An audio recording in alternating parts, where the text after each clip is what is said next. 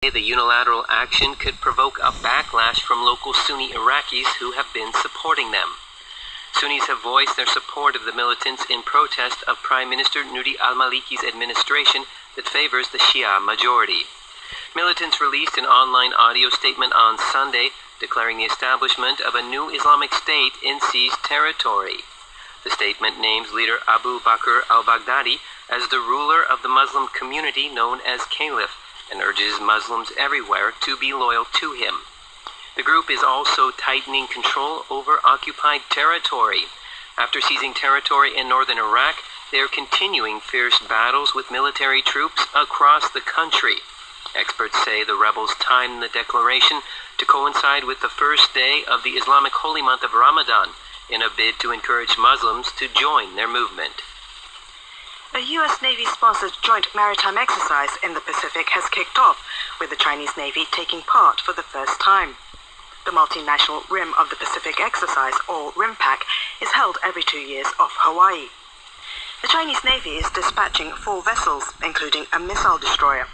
Delegates of 22 participating countries gathered for an opening ceremony held on Monday in Pearl Harbor. U.S. Pacific Fleet Commander Admiral Harry Harris expressed hope that transparency and mutual understanding will be boosted through the exercise. He added that by attending the drill, every participant is making the bold statement that they must improve multinational cooperation despite disagreements. Jiao Xiangang, drill director of the Chinese fleet, said their participation is aimed at steadily developing new ties between the U.S. and Chinese militaries. He added that it also reflects China's positive attitude towards maintaining world peace.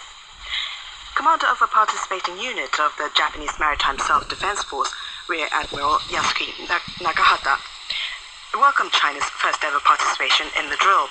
He said he expects China to contribute to ensuring security in the region. Pakistani forces have launched a ground offensive in addition to airstrikes against Islamist militants near the border with Afghanistan. Military officials said on Monday that infantry troops and commandos have been mobilized in the northwestern tribal region. They said troops searched houses believed to be militant hideouts and that 15 insurgents have been killed. The Pakistani military launched airstrikes in the region in mid-June after militants attacked an airport in the southern city of Karachi, killing 30 people. The military said more than 60 insurgent strongholds have been destroyed and over 370 militants killed. The ground offensive is expected to be scaled up, raising fears of possible reprisals by the Pakistani Taliban and other insurgent groups. The military operation is also affecting people's lives. About 470,000 residents have been told to leave the northwestern areas where the offensive is underway. Islamist militants in Nigeria killed dozens of people in villages in northeastern Borno State on Sunday. Government officials and media reports say one attack targeted a Christian church where worshippers had gathered for a Sunday service. The attacks all occurred within a 10-kilometer radius of the school where the Islamist group Boko Haram kidnapped more than 200 female students in April.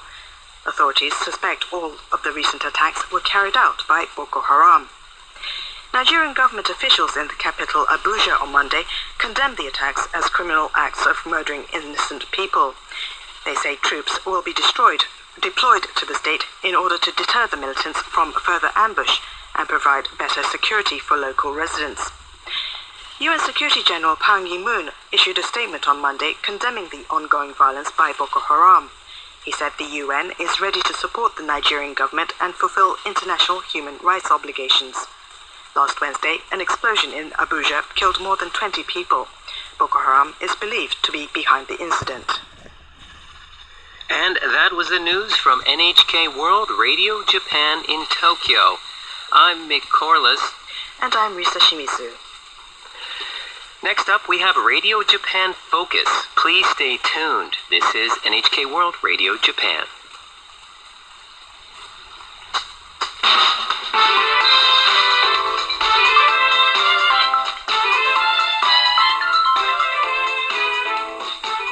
Hello and welcome to the Tuesday edition of Radio Japan Focus, which features the latest technical and business innovations in Japan.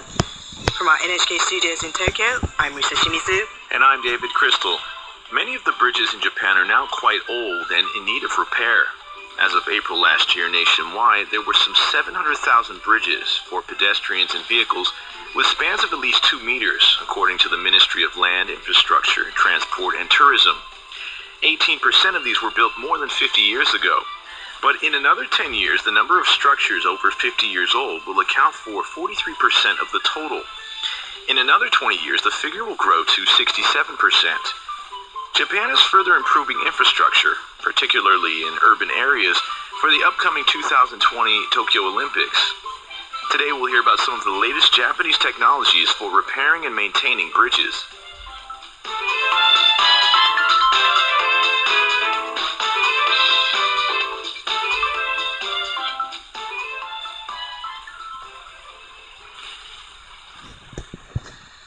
Japan has 700,000 bridges. 600,000 of them, or about 90% of the total, are looked after by the local government authorities. As of April last year, damage and deterioration caused access to be restricted for about 1,700 of the bridges maintained by local authorities. A further 350 bridges had to be closed to traffic.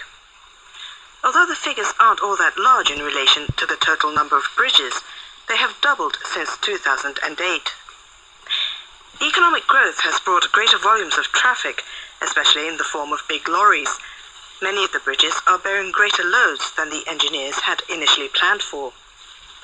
The local authorities aren't able to address the problem as much as they would like because they don't have the financial resources like the central government. Bridge maintenance is a major financial burden for local governments.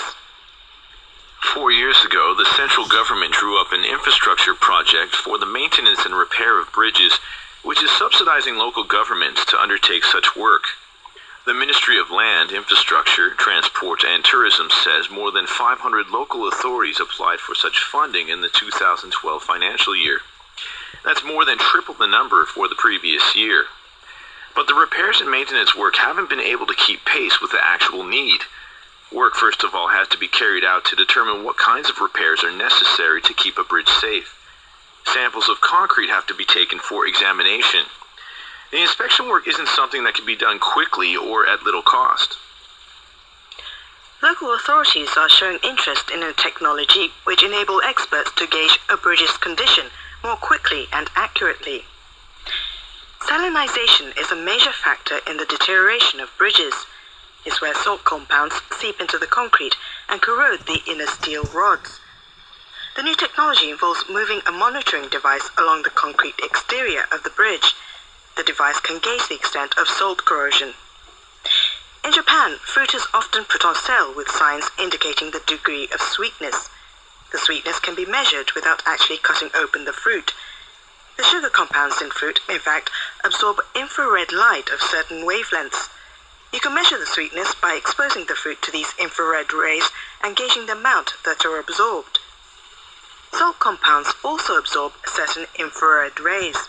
The monitoring device beams infrared light into the concrete and determines the extent to which certain wavelengths are absorbed. This reveals the salinity of the concrete. The device can measure 200 square meters in a day. It now only takes a day to do inspection work that used to take 2 weeks. The technology became available in 2012 and has been used to inspect more than 20 bridges so far. But the real problem comes after the inspection. New technologies are being developed to repair and extend the life of bridges. One Tokyo-based institute focusing on bridge and road building technologies has come up with a technology which can keep bridges safe and extend their lifespan by more than 30 years. The technology was developed in collaboration with a university and a number of manufacturers of carbon fibers. Carbon fiber sheets are used to cover up the steel girders or columns of the bridges. The sheeting is lighter than iron, but about 10 times stronger in terms of tensile strength. In other words, the amount of stress it can withstand from being pulled or stretched without breaking apart. A special resin resistant to shrinkage and expansion is applied to the underside. It will keep the sheets in place and continue to provide reinforcement even if the underlying column should warp. The technology was developed by the Nippon Expressway Research Institute company. Keiichi Aoki, who heads its research labs, describes how using carbon fiber sheets differs to conventional methods. 今まで皇居を直す場合はボルトで板をしたり溶接